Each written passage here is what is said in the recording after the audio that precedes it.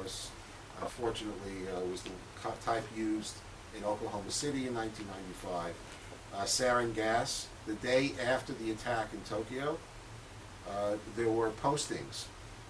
The rather complex stuff that you have to do, but fairly sophisticated postings involving sarin gas and presentation of chemical warfare. And of course, the denial of the Shoah.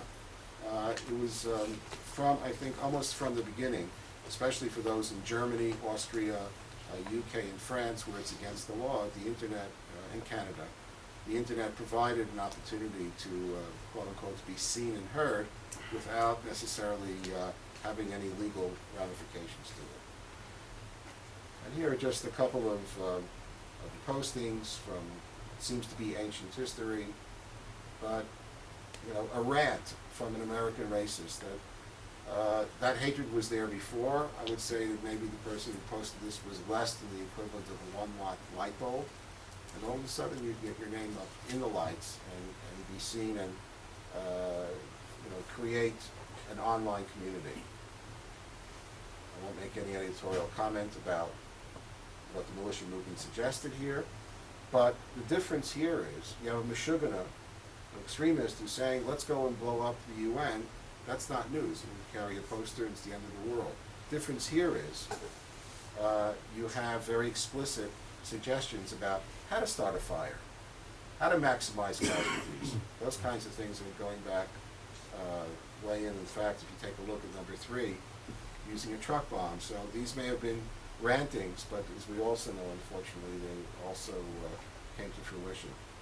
The leading guy, again, we have Representative Bendiel here, just as easily make this part of the presentation. Louis Bean is a KKK Vatik from the 1970s. He made his name going after groups of Vietnamese boat fishermen who were relocated to the United States, and that's how he made his name. Later on, he graduated to the Aryan Nations, which for a while was the most violent and impactful extremist group, and author of a book. And I would say that the quote from Tehillim is a very good argument that you should never look at Torah Shabbal Peh Torah Shmita without a proper Torah Shabbal Peh orientation. This is someone who, from the beginning, in addition to his extremism, was someone looking to bring like-minded individuals together through technology. Then, again, in the areas of games, of trying to reach out to young people. Again, if you asked your kids or grandchildren today about the Commodore 64, they would say, go to the Smithsonian, or maybe the Science Museum here has in the back, up in the attic, some of this old stuff. Today, it's literally child's play. But even then, when the computer games first came about, neo-Nazis, especially in Europe, especially in Germany and Austria, were very, very involved in creating these sort of underground games that were all the rage of the kids, and of course the teachers knew nothing about it. Casey Manager, concentration camp manager, was one that Arnold Schwarzenegger's high school buddy used to pump iron with, a Jewish teacher from Graz, still there.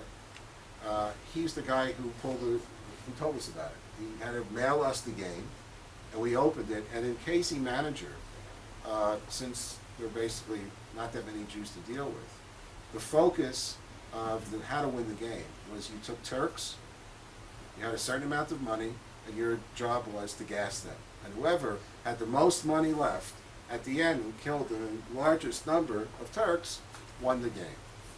And here you see some of the visuals. Again, by today's standards, no kid would even look at it, but it was there. Here's concentration camp manager. If you look here, if you're not familiar with the Celtic cross over there, that's really, in many ways, overtaken the swastika as the calling card for extremists. Not in part because it's not illegal to post in Germany, or the other countries, but they took sort of a white power symbol, and that's really sort of the type of calling card. If you see this anywhere, then you're really talking about Nazis.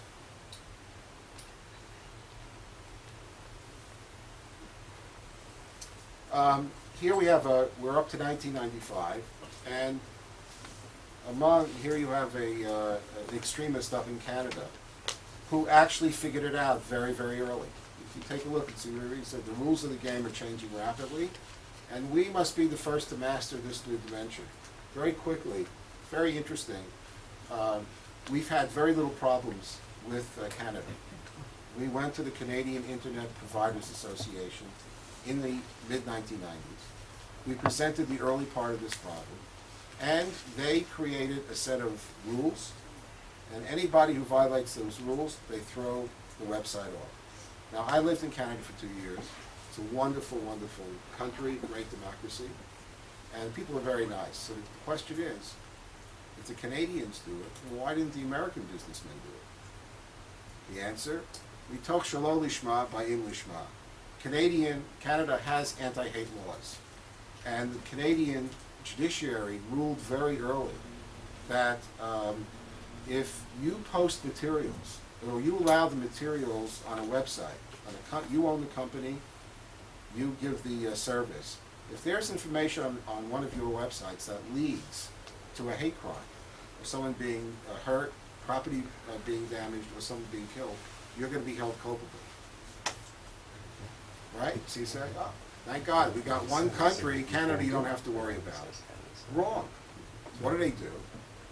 Virtually all of these groups post their information through URLs in the United States. So, let's say France. The French government, for all the other sins they've had on this issue, they've been very, very tough from the beginning.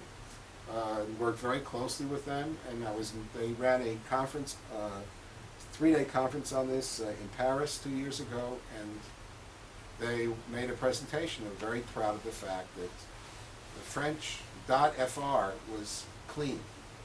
And unfortunately, it was my job to get up afterwards and to show them that there's a new thing called .fr. I don't remember what it was, ZURRG, some offshore, untouchable for now, area where you can get a website, in which, even in this case, the best efforts of governments and online agencies and anti-hate groups did not clear the online world from the messages. It doesn't mean we shouldn't work hard to have this kind of activism against hate by governments, but we should not think for 1 second at the end of the day it's going to make a difference. So that's the situation in Canada.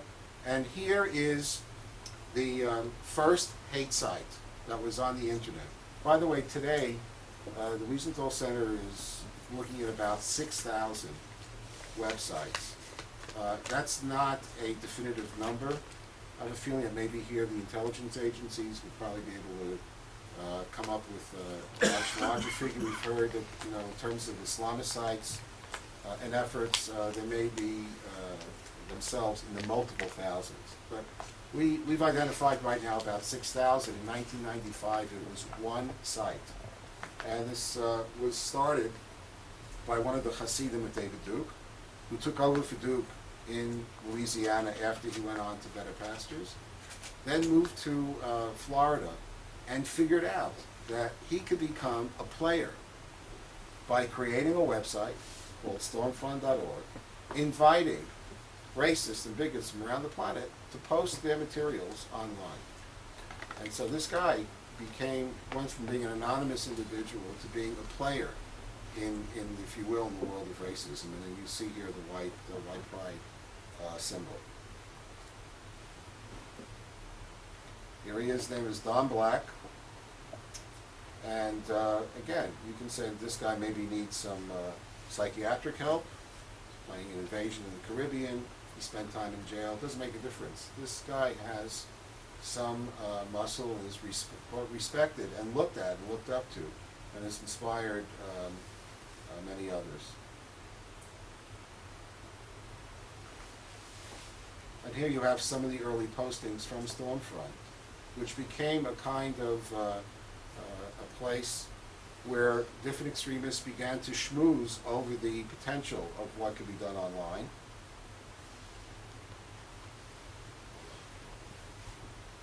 And here we are as of October of 2006. He's still around. He's got 95,000 members.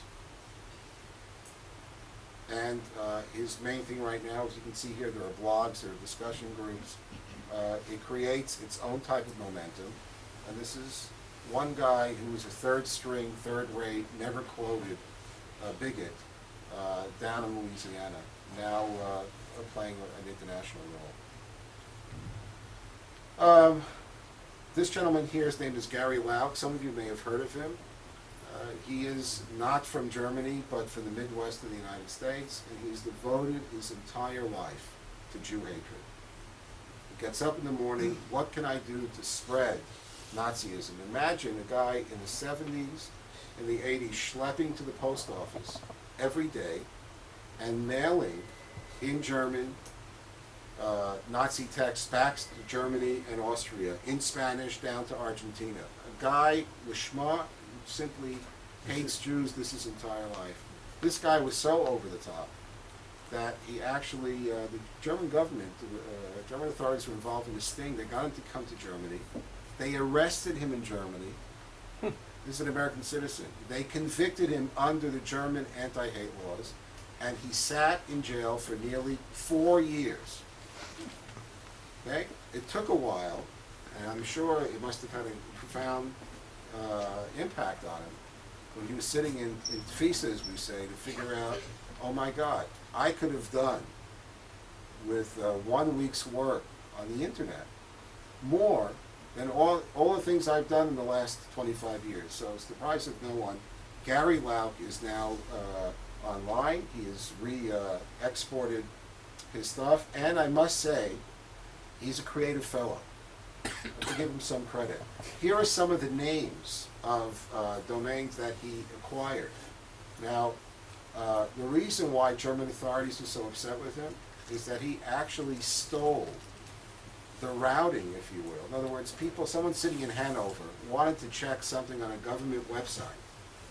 They would put it in, and sometimes, if they hit it the right way, instead of going to the government website, they came to a whole spiel about Nazism.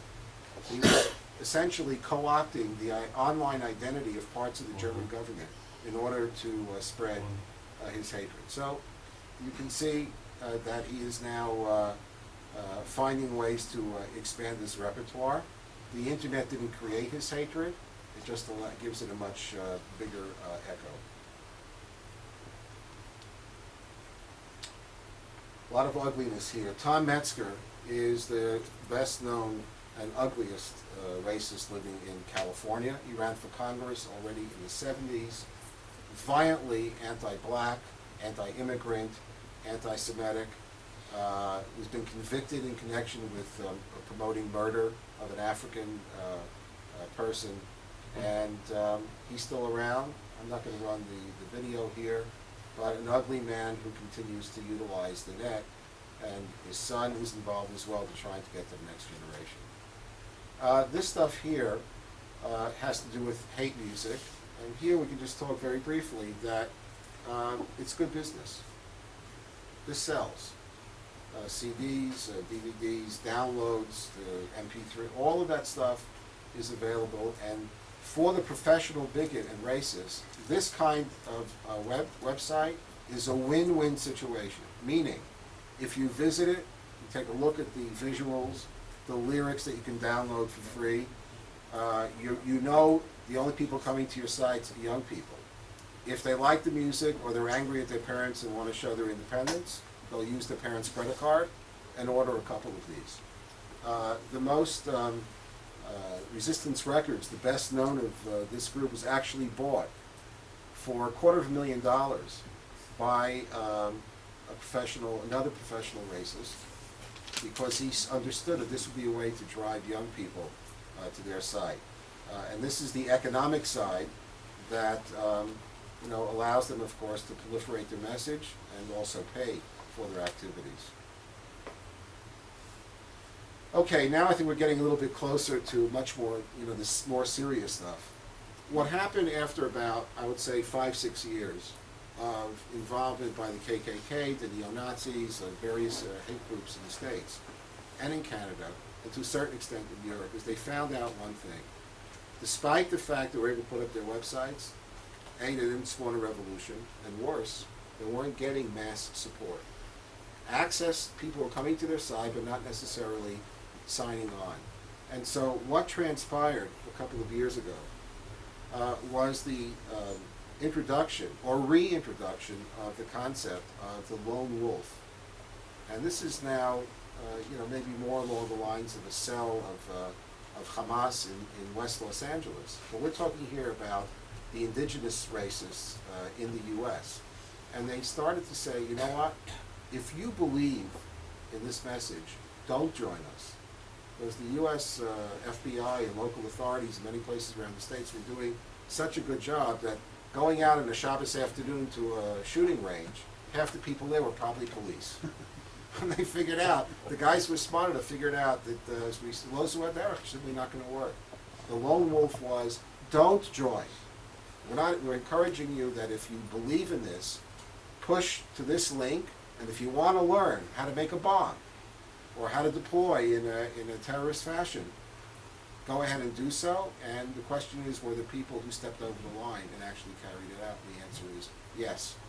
That of the violent hate crimes in the U.S., which generally, thank God, are few and far between, but those in the 90s, certainly, and right up to early 2000, almost every one of these incidents, including the burning of the synagogues in Sacramento, California, the attack on the Jewish kids in the day camp in Southern California, which our institution was the original intended target.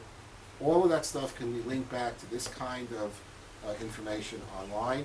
And what's very interesting about this guy, Alex Curtis, who presented this information, is he didn't follow his own directive, got involved in a plot in which the undercover agents found him and ended up going to jail. But the World Church of the Creator was a total internet invention. I think to this day nobody really knows how many members they ever had. Their founder is now in jail because they threatened to murder a federal judge. But that doesn't stop. You see here the symbol of the W and all the rest. You have now chapters of World Church of Creators far away as the Czech Republic and Poland. It has its own online life. I'm not a Christian, but if I was, I would sue over the use of the word church here. It's just ugly and dangerous hatred.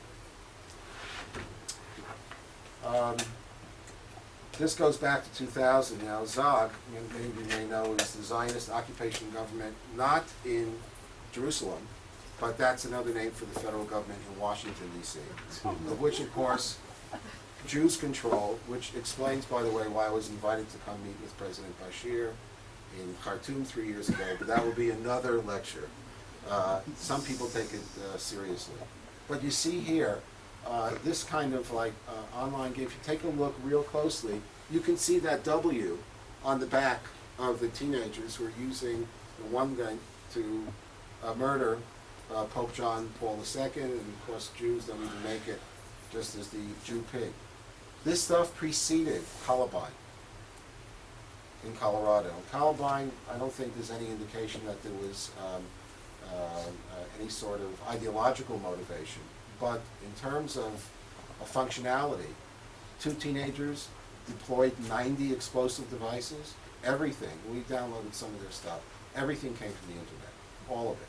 So this may look, almost cute or benign or childish, but unfortunately there were those who were carrying it out. Now this is interesting also. And that is, we of course watch what we call transnational hate. If there was any sort of cross-pollination between American racists and the terrorism that was going on here. Very, very interesting. Most everybody here knows Wafi Idris was. But shortly after she became a suicide bomber. Her story and her bravery in murdering Israeli citizens was all the rage on American hate websites. You see this thing, Combat 18, which is also a racist group. They borrow the imagery from one group, they post it on another. We even have it on some of the organizations from as far away as Japan. How much time do I have now? 5 minutes or so. 5 minutes. Then let me do a pizza there here. Very quickly, some of the Canadian sites, all of which have the URLs in the United States, not in Canada. In Europe, very interesting. You know, the whole effort against the EU, the anti-EU nationalist parties, have kind of banded together online.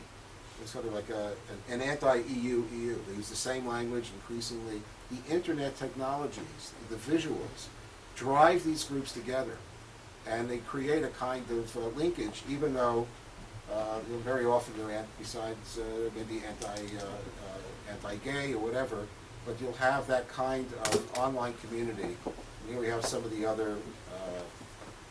I brought this one up for one reason. I was invited to the OSCE presentation at the Mediterranean, the media group, which unfortunately Israel is not yet invited to.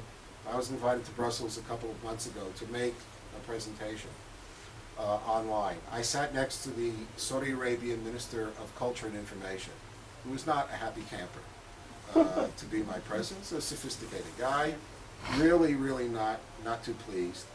So my presentation was divided in half.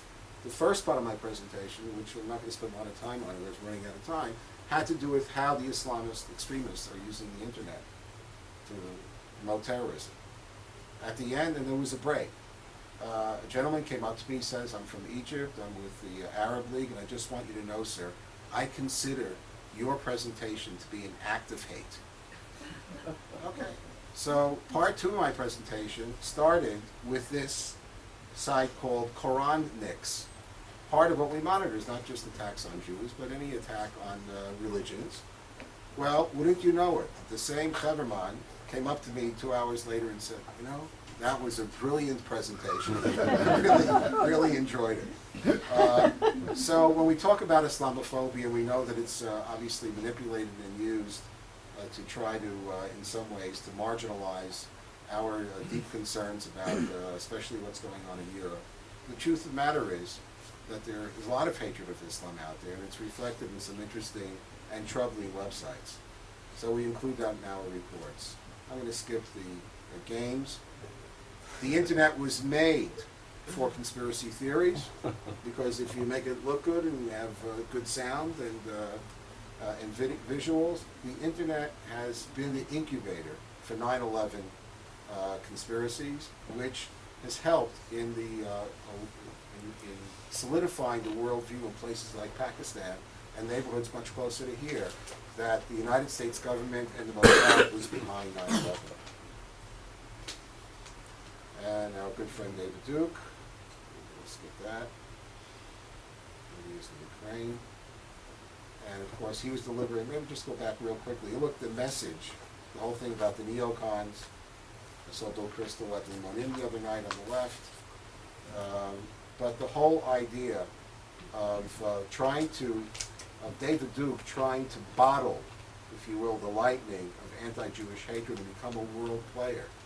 That's what drives him, and that's the kind of approach he takes. Again, real quickly, I'm not going to talk about football, it's a sore subject right now in Israel, your own scandals. But in Europe, racism, the hate groups, football racist hooligans, it's a great place to market your hate. And of course, if you're a Jew and Israeli, you've ever gone to a game when Israeli basketball teams are winning in the wrong neighborhood, it's not so pleasant. The guy in the upper right-hand corner is an Italian football star. Puts the ball in a lot, and he does, looks to me like a Zeke Heil, but I've been told it's a fascist salute. Takes the shirt off, which is a requirement, right? And he goes on his knees and he gives the salute. Berlusconi's reaction was, oh, misunderstood, I'm sure he's not a fascist, and besides a really good player. That's the symbol of what, you know, young people in Italy see beyond when he does it.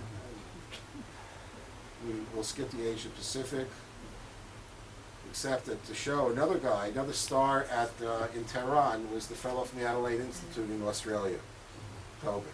Okay, and take a look and see what a Holocaust denier has on his front page.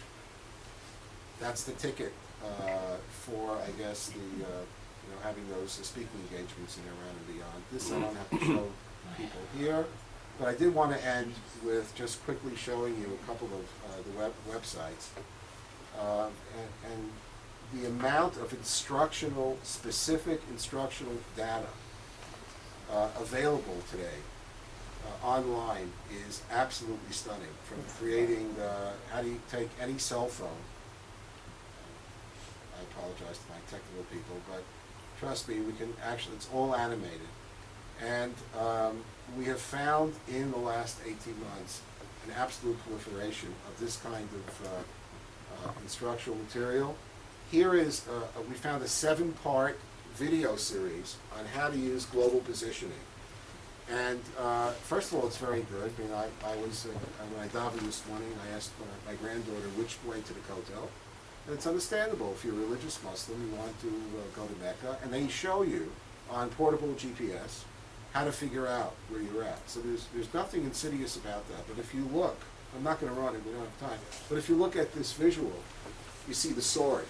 So the instructor who's giving you the instructions of how to use a global GPS, he's giving instructions to potential terrorists out in the field. And here is, I think, the worst news of all. Increasingly, it's not so much the websites. The websites will always be used, and Al-Qaeda uses it to reach not the street, but young, educated Muslims around the world. There's a lot we should be doing to counter that. But increasingly, it's the internet technologies, namely the new fantastic phones, right, that you can have data-rich presentations, and a portable GPS. You have command and control from anywhere in the world to anywhere in the world. In the bombings in Madrid, everybody involved in the investigation said there had to be an email because the timing of the attacks was so close. They just had, I think it took them 14 months. And the reason it took so long is the email was never sent. All the chachmas, right, of using super high tech, and they play all those games of staying ahead of intelligence agencies now deeply involved in monitoring stuff. But what happened in Madrid was the instructions were drafted online, put into a draft in someone's email. And then the people who needed to know were not sent the email. They were simply sent the coordinates about how to get into that guy's email address. And that's how they found out what they were supposed to do operationally. It's I have to say, it is a pachad. I don't know that we have any quick answers. Not a lot of time. Maybe you should have another occasion, perhaps someone else will come in, just to show you how the internet was used by with wild success by the insurgent groups in Iraq to change the whole dynamics of the war there. So, the hatred is not new, but the delivery systems are quite stunning, and I hope that we'll all continue to do our share to combat it. Thanks.